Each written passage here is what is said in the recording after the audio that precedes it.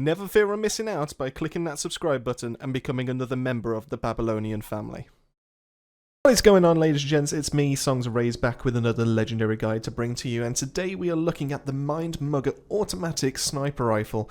Now, what makes this special other than it's a decent looking gun? I don't think it's obviously like top 5, top 10 of the other guns that we've looked at, but it's still good in its own right. But it is that tier 3 mods that interests me on this gun because it is just so random that it's unique. It really is compared to all the other guns that are out there. So what we're looking at is anomaly mutation, where shots on enemies afflicted by any other status condition multiplicates and mutates it into a different one. This happens every single second. Why is this so special? Well, the idea behind this is that obviously during your builds and during your gameplay, you are going to be afflicting some kind of status, whether it be weakness, whether it be vulnerable, whether it be bleed, whether it be toxic, etc, etc. You were going to be inflicting those just in general on combat, and you are applying that to your enemies. Now, the idea behind this is that every time you hit someone, or mostly an enemy, with this kind of mod that's attached, whether it be this gun or another, you'll then take that current mod or current kind of status that's been applied, so like vulnerable for example,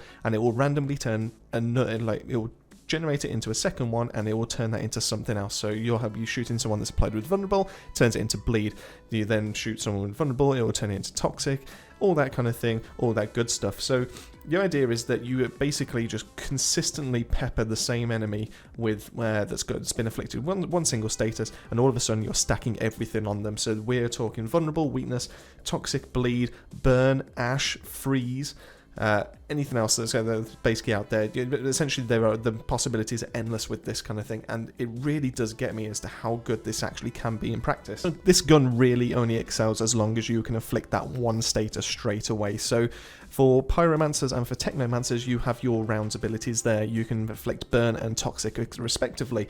Obviously, you do have your other abilities as well that do inflict that, but when it comes to tricksters and when it comes to devastators, you kind of rely on something else to be able to afflict it. So you can actually have skills that inflict bleed as devastator, but when it comes to trickster, from what I can understand, they don't really have anything that does that, and they kind of rely on this the tier 3, well, the other mod that can go onto this gun to be able to afflict that kind of thing. So what I wanted to do to show this off was put my tier 3 ultimate bleeding bullets that I got from my bulwark shotgun, dismantled it down, put it straight onto this gun, because that way every single time I am inflicting at the same time as my other thing, my anomaly mutation has cooled down, I'm also inflicting some bleed, and that way it's got something to work from to then get that going, and then just carry it on and just keep multiplying and all that kind of thing. So the idea behind it is kind of doesn't really work on smaller enemies, but when it comes to the bigger enemies like broodmothers, you hit them on, you afflict that bleed, this next shot that follows up then afflicts the anomaly mutation, turns it into something else.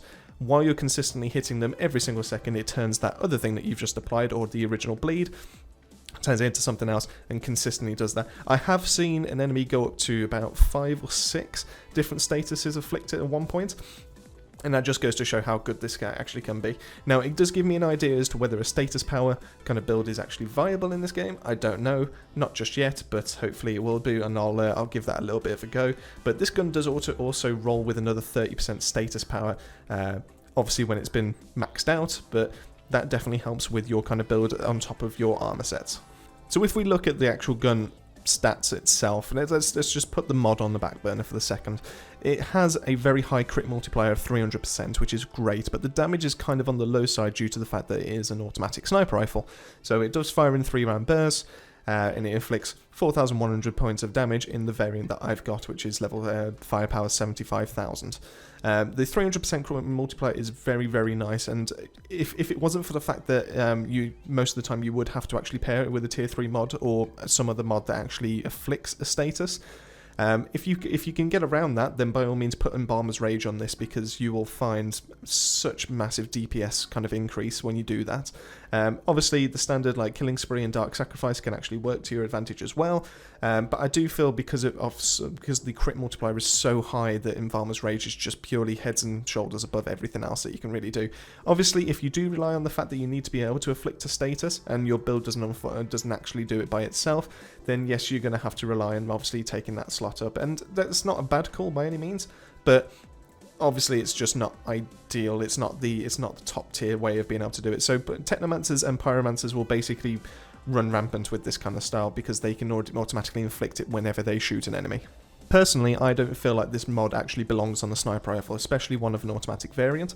I do feel like it actually should go onto something that has a little less damage to be able to fully take advantage of what it actually offers. So something like an SMG, obviously you can inflict something that is at the start, you're still going towards it, you're inflicting small, pitiful damage, I guess is a better way of putting it, because you're starting out of far distance and getting a bit closer, and then eventually when you get to the front, like pretty much point blank range, and they're still alive, they'll have like about 4 or 5 different statuses afflicted to them, and then you'll basically wreck house. Now, in terms of speed runs, that's not a good idea. I wouldn't recommend this to basically anyone that's going after those timed runs to be able to do that, because it's too slow. It doesn't give you any kind of bonus to your firepower.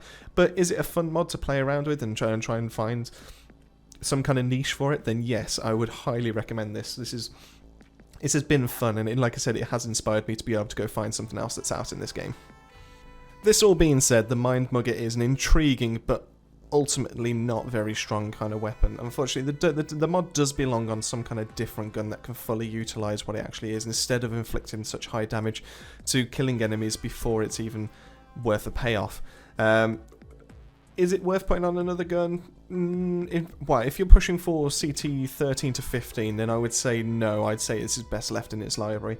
But is it fun to have with by going into other people's games, to be able to just have a bit of a laugh with, to test some things out? Yeah, by all means, yeah. And when it comes to RNG, some people do enjoy that kind of aspect of things. So in that sense, yes, it's fun to play around with.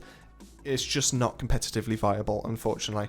So hopefully this does get some kind of buff in the future. I'm not too sure what they can really do with it, unless they find a way to actually benefit from extra damage depending on how many statuses are afflicted.